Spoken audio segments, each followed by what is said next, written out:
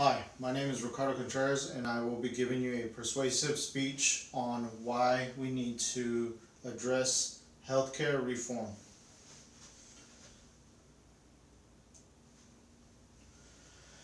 First off, it's in the Constitution. It says that life, liberty, and the pursuit of happiness are all inalienable rights provided to from the government to the American people. For the United States government to fail to provide the whole country with existence is unconstitutional.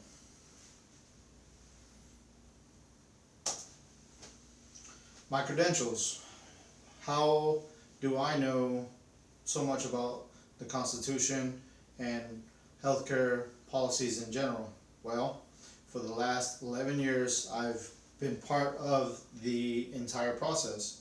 I am a United States Marine, and I am one subject to a healthcare policy that has not only helped me and my brothers and sisters in arms, but their families as well.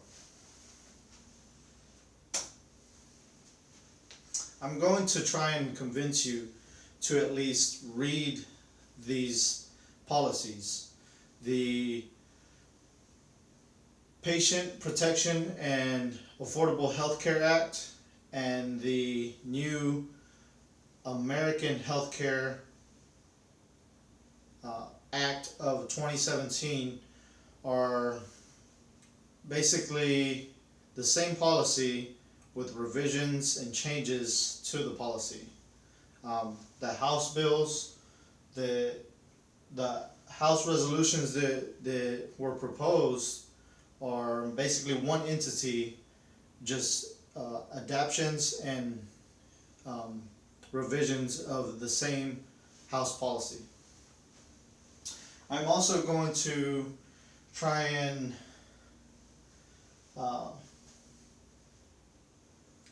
persuade you, but give you an insight into the military healthcare policies that have affected members since I want to say as late as 1970s is when the first policy was enacted, and ever since then the TRICARE policy has been updated and revised to show all the instances in which military members have needed care, emergency services, so on and so forth. Like I said, the Patient Protection and Affordable Health Care Act, as well as the American Health Care Act, are the exact same thing. They're two heads of a worthless penny. They are the exact same policy with just revisions and changes to certain services and patients that are now outlined to say that they have pre-existing conditions. The policy that the military members, armed forces, are regulated by is called TRICARE Policy Manual. Yes, it's a manual, and it has, you might not be able to see it, but there are certain revisions, changes, updates, and it goes back all the way to its conception. It's a very extensive manual. I forget the exact page numbers, but it's upwards of the thousands of pages for the manual. And the other two policies, the healthcare acts, they're like in the hundreds, maybe.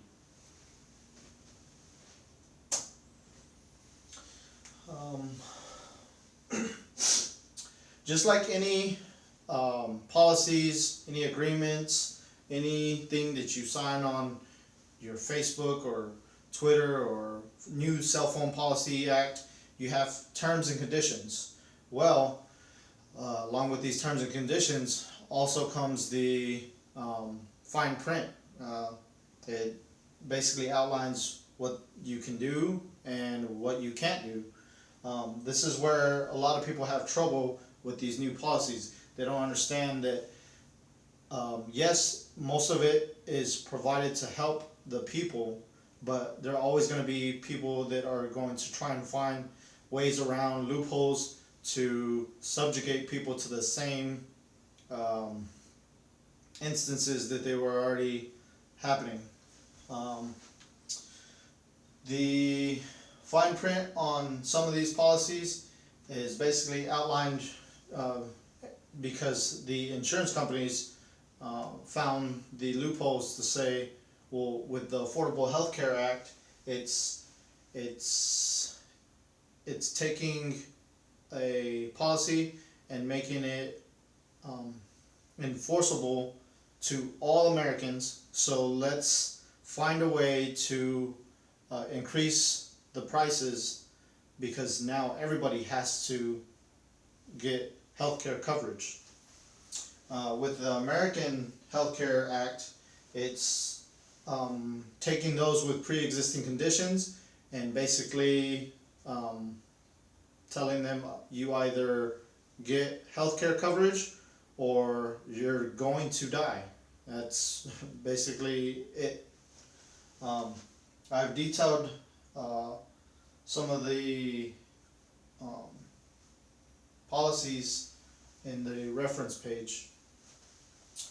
When it comes to insurance companies, they have not taken a Hippocratic oath, so they really don't care if you're going to live or die.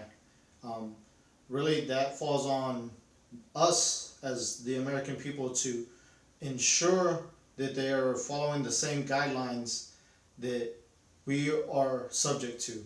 Just like how these acts or bills will become law, they are subject to the same laws as we are. So therefore, they need to be enforced upon these insurance companies to follow the strictest guidelines to helping the American people.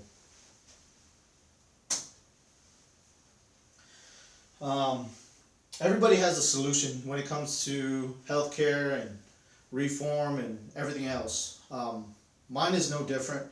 The only difference with mine is something that I've already seen and know that works. The TRICARE plan that most military members, if not all, are on, is a policy that has worked for us for decades. The TRICARE Policy Act is a band-aid, yes, because there's a lot of instances where military members will try and go get services, and sometimes they have to go seek out their provider, or they have to request certain referrals in order to get that service taken care of. But for most emergencies, something that is life-threatening, they're able to go to any emergency room and get the health care that is required and provided to all military members.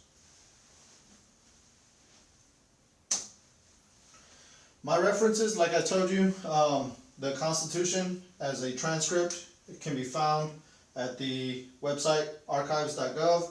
The Patient Protection and Affordable Health Care Act, signed by the 111th Congress, dating from 2009 to 2010, can be found at congress.gov under House Bills. The actual House Bill or House Resolution is 3590.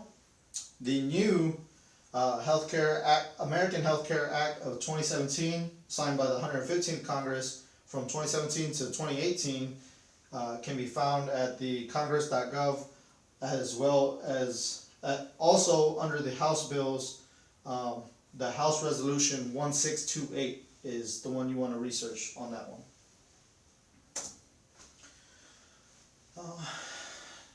At this time, do I have any questions? If not, the parting note I will leave you with is basically read over these policies. These policies not only affect me and you, but they affect our families and our future generations to come. Thank you.